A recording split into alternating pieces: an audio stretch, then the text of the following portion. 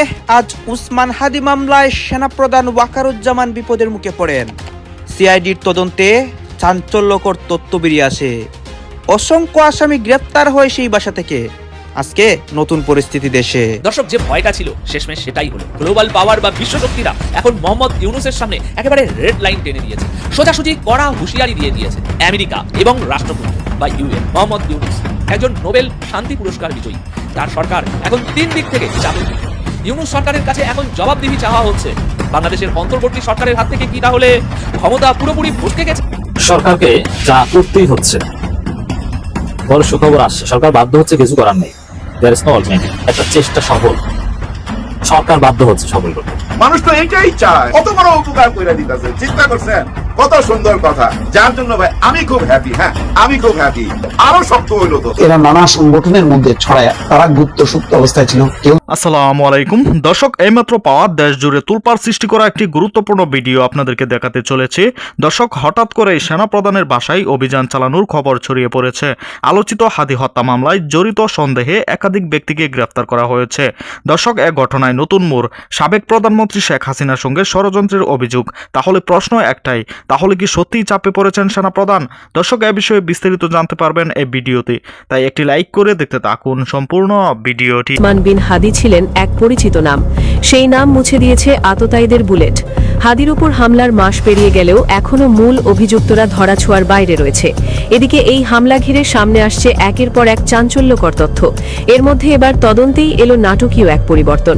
ঢাকা মহানগর গোয়েন্দা পুলিশের দেয়া তদন্ত প্রতিবেদন নিয়ে গুরুতর প্রশ্ন তুলেছিল বাদীপক্ষ, আর সেই আবেদনে সাড়া দিয়েছেন আদালত।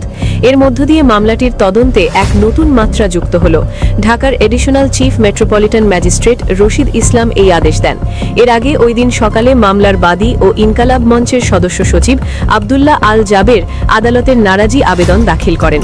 ওই আবেদনের পর দীর্ঘ শুনানিতে মামলার তদন্তের নানা দিক নিয়ে বিশ্লেষণ করেন আদালত। শুনানির শেষে আদালত ডিবি পুলিশের তদন্তে সন্তোষ প্রকাশ না করে মামলাটি অধিকতর তদন্তের জন্য পুলিশের অপরাধ তদন্ত বিভাগ বা সিআইডিকে নতুনভাবে তদন্তের দায়িত্ব অর্পণ করেন। একই সঙ্গে আগামী 20 জানুয়ারির মধ্যে নতুন এই তদন্তের প্রতিবেদন দাখিলের নির্দেশও দেওয়া হয়েছে। ডিএমপির প্রসিকিউশন বিভাগের ডিসি মিয়া মোহাম্মদ আশিস বিন হাসান আদালতের আদেশের বিষয়টি নিশ্চিত করেছেন। তিনি জানান, আদালত মনে করছে মামলার সব দিক এখনও স্পষ্টভাবে উঠে আসেনি এবং সত্য উদ্ঘাটনের জন্য পুনঃ তদন্ত প্রয়োজন। আদালতের শুনানি চলাকালে বাদীপক্ষের আইনজীবী ডিবি পুলিশের তদন্ত নিয়ে একাধিক গুরুতর প্রশ্ন তোলেন। তার বক্তব্য অনুযায়ী হাদি হত্যার মূল রহস্য উদ্ঘাটন না করেই তাড়াহুড়ো করে চার্জশিট দাখিল করা হয়েছে, যার ন্যায্য বিচার প্রক্রিয়াকে দুর্বল করে দিয়েছে। ডিবির তদন্ত প্রতিবেদনে একজন ওয়ার্ড কাউন্সিলরকে হত্যাকাণ্ডের মাস্টারমাইন্ড হিসেবে উল্লেখ করা হলেও বাদীপক্ষের দাবি এটি একটি সুপরিকল্পিত বড় পরিসরের হত্যাকাণ্ড। তাদের মতে শুধু একজন কাউন্সিলরের পক্ষে এমন হত্যাকাণ্ড ঘটানো কোনোভাবেই সম্ভব নয়, বরং এর পিছনে আরও প্রভাবশালী চক্র সক্রিয় রয়েছে। বাদীপক্ষের আইনজীবী আরও বলেন, মামলার অন্যতম অভিযুক্ত ফয়সাল করিমের ব্যাংক অ্যাকাউন্টে বিপুল পরিমাণ অর্থ লেনদেনের তথ্য পাওয়া গেছে, কিন্তু এই অর্থের উৎস কিংবা উদ্দেশ্য সম্পর্কে তদন্ত প্রতিবেদনে কোনো গ্রহণযোগ্য ব্যাখ্যা নেই। একই সঙ্গে প্রশ্ন তোলা হয়, একজন অপেশাদার ব্যক্তি কিভাবে এত নিখুঁতভাবে হত্যাকাণ্ড ঘটাতে সক্ষম হলো? তাকে কারা প্রশিক্ষণ দিয়েছে, কারা সহায়তা করেছে এবং কার স্বার্থে সে এই অপরাধে যুক্ত হয়েছে? এসব বিষয়ে চার্জশিটে স্পষ্ট কোনো ব্যাখ্যা উঠে আসেনি বলে অভিযোগ করা হয়। জয় বাংলা, নুরু ভাইয়ের সালাম নিন। এসেছে আবার শুভ দিন। ডেকেছে নুরু ভাই, কইরে আলাউদ্দিন না হালাউদ্দিন আবার আমার বন্ধুর নাম। তবে সময় আসছে, দলে দলে আওয়ামী লীগ যোগ দিতে পারেন। কোথায়? গণ অধিকার পরিষদ। সাবেক শিশু লীগ নেতা মানে আমাদের নূর ভাই এখন আবার অবশ্য বিএনপির পক্ষে, মানে বিএনপির ধানের শীষের উপর ভর করে পাশ করতে যাচ্ছে। সারা বছর আওয়ামী লীগের সবচেয়ে বড় কট্টর সমালোচক ভিপি নূর। হঠাৎ করে কেন আওয়ামী লীগের প্রতি এত ভালোবাসা? যেখানে আওয়ামী লীগের সাথে বন্ধুত্বের কারণে জাতীয় পার্টিকে নির্বাচনে না চাইতে গিয়া নিজে মাইর খাইয়া হাসপাতাল বিদেশিদের চিকিৎসা করে আইসা এখন তিনি চিন্তা করছেন সম্ভবত মায়ের মধ্যে ভিটামিন আছে। বুঝতে পারছেন, রাজনীতি কিন্তু এরকম অনেক সময় থাকে না, জাক কল রেছালা ব্যাক কল রে টং টং। তো সম্ভবত এরকম হয়েছে, নাকি কোনো সেট আপ হয়েছে? কারণ মোসাদের সাথে সেট আপ করা লোক ফিলিস্তিনের রাষ্ট্রদূত বলছে 3-3 বার ব্যাগ ট্যাগ আনছে টাকা।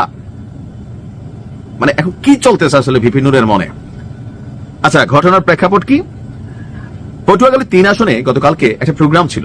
সেখানে আওয়ামী লীগের সাধারণ ভোটার এবং কর্মী সমর্থকরা এবং সংখ্যালঘুরা তাদের নিরাপদ আশ্রয়স্থল হিসাবে গণ অধিকার পরিষদকে বেছে নেবে বলে মন্তব্য করেছেন ভিপি নুরুল হক নূর সাবেক।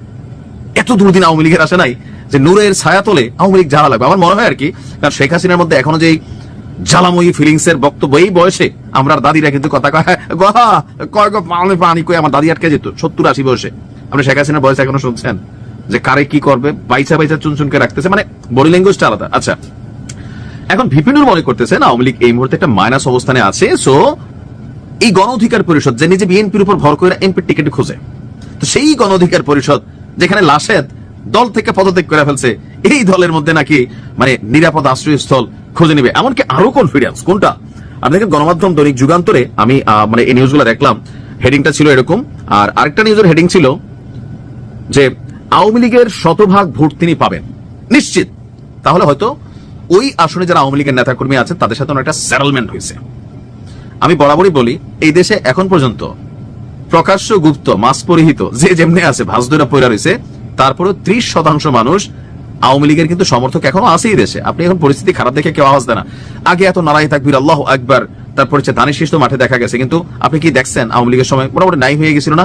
এই দেশেই তো তারা ছিল। এখন কই থেকে আসছে এত কিছু? এত মানুষ কোথায় থেকে? সবাই ভয়ের সংস্কৃতি চালু হয়েছিল যে জয় বাংলার বিরুদ্ধে আপনি অন্য কোন স্লোগান দিলে আপনার এমনে সেমনে একটু সাইজ করা হইতো, দৌড়ানি দিত ছাত্রলীগ যুবলীগ বিভিন্ন জায়গায়। এটা তো বাস্তবতা ছিল। তো এখন কেউ যদি জয় বাংলা বলে তারে ধরে মানে পেদানি দেওয়া হয়, মত তৈরি করা হয়, ওই পুরান একটা মামলা টামলা দিয়ে তাকে চালান করে দেওয়া হয়, যার কারণে অনেক কিছু এখনো আওয়ামী লীগ একটু ব্যাক স্টেপে চলে গেছে। তো এই ব্যাক স্টেপটাকে পুঁজি করে অনেকেই মনে করতেছে যে আওয়ামী লীগের ভোটটা কিভাবে নেওয়া যায়। আমি কিন্তু বরাবরই বলি, এই দেশে রাষ্ট্র ক্ষমতায় কে যাবে এটা নির্ধারণ করবে আওয়ামী লীগের সাধারণ ভোটার। বিএনপি জামাত তাদের নিজের ভোট দিয়া এককভাবে ক্ষমতায় যেতে পারবে না যদি আওয়ামী লীগ বেকা বসে। তো শেখ হাসিনা পলাতক, বাকিরা পলাতক, কিন্তু আওয়ামী লীগের ভোটাররা তো এই দেশে রয়ে গেছে। আমি যদি ধরি তথ্য অনুযায়ী বা সূত্র অনুযায়ী 5ই আগস্ট পরবর্তী আজকে 17 মাসে বাংলাদেশ থেকে ধরেন আওয়ামী লীগ যদি ধরেন সারা দেশ মিলিয়ে কত জোর 10,000 20,000 এর বেশি নেতা কি ভাগে নাই তো? অ্যারেস্ট হয়েছে অনেকে, মামলা জামিনও পাইছে, আবার অনেকে জেলেও আছে, দেশে আছে। এমনকি প্রত্যেকত ভোটার যারা বিদেশে আছে তারা ভোটার না, তারা তো বিদেশ থেকে পোস্টাল ব্যালটে ভোট মারতে পারে ভিপি নুরুল হক নূরকে। এখন ভিপি নুরুল হক নূর তিনি কেন আসলে 100% নিশ্চিত হয়ে গেলেন যে আওয়ামী লীগ তারে ভোট দিবে? চলুন দেখি এটাও একটু।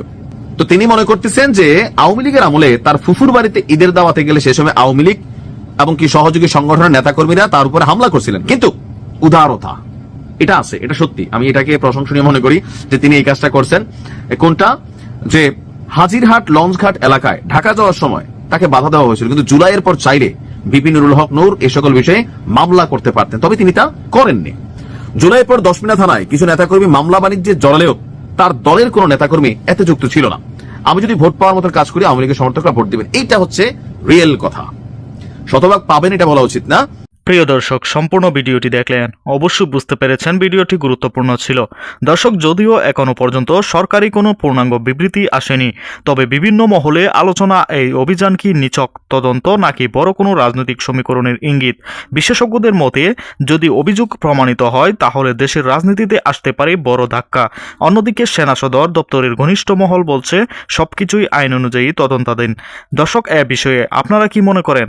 এই অভিযান কি সত্যিই ন্যায় বিচারের পথে অগ্রগতি নাকি ভেতরে আছে অন্য কোনো গভীর রাজনীতি? অবশ্যই আপনার মতামত কমেন্টে জানাবেন। আর এমন সকল আপডেট ভিডিও সবার আগে পেতে চ্যানেলটি এখনই সাবস্ক্রাইব করে রাখুন। এই মুহূর্তে বিদায় নিচ্ছি, দেখা হবে পরবর্তী কোনো ভিডিওতে। সে পর্যন্ত ভালো থাকুন, সুস্থ থাকুন। আসসালামু আলাইকুম।